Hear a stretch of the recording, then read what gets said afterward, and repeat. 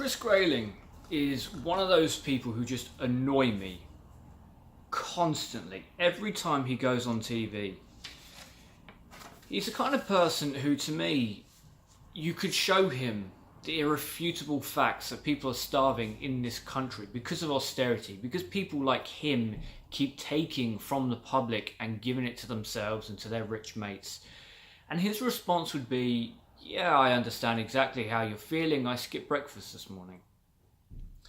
Earlier on in the week, he was asked rather politely by the BBC about the train fares that have gone up.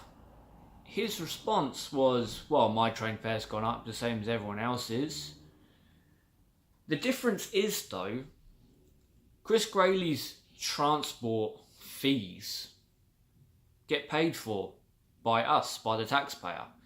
So while he may have to front a few £1,000s to begin with, he will get that money back, whereas the rest of us won't. And while him and his buddies love to condemn train drivers, saying it is entirely their fault that costs are going up, the simple fact is the Conservatives and people on the right in politics have been pushing for privatisation over and over again. That has led to unmitigated price hikes. In addition to that, we're told that privatising everything is the best for consumers because that allows competition in the market and that is where the consumer will get the best deal. Maybe that's why he gave an almost £14 million contract to a company that doesn't have any freights. Everyone's heard of it by now. The company owned or run by Ben Sharp, the man who is something of a tax dodger, who owes over $1 million to another company for his previous shenanigans that didn't quite pan out. And yet, Chris Grayling gave him the contract, showing that privatisation of everything doesn't work. It just point blank doesn't work because this is what it leads to. There have been 3 companies totaling a payout of £108 million deal.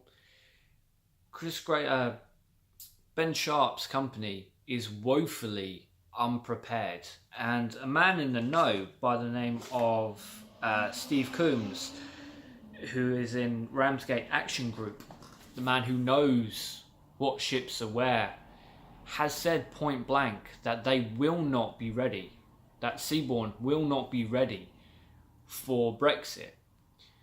So, I've said before, I think leaving the EU is a mistake. I've also said before that it's not because I don't think this country can stand on its own 2 feet. I think we absolutely can, but we don't have the infrastructure and we don't have the government to lead in such a situation. This proves my point, or this furthers my point, because this government still cannot set up decent infrastructure. If you were going to award any company such an important job, and this is a hugely important job, a role that they are going to have to fill, you would at the very least do a 5-minute Google search. I can only assume that Chris Grayling is so incompetent that he couldn't even be bothered to do that. Or, and this is just speculation, he took a payout.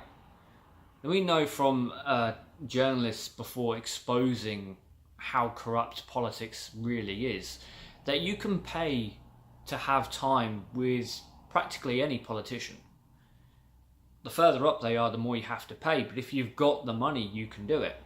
And let's face it, that's why Theresa May has allowed fracking back in this country, because shell companies and oil companies have paid her a considerable sum in order to do it, despite all of the evidence and Michael Gove happily nodding along and allowing this to happen, that it's an awful thing.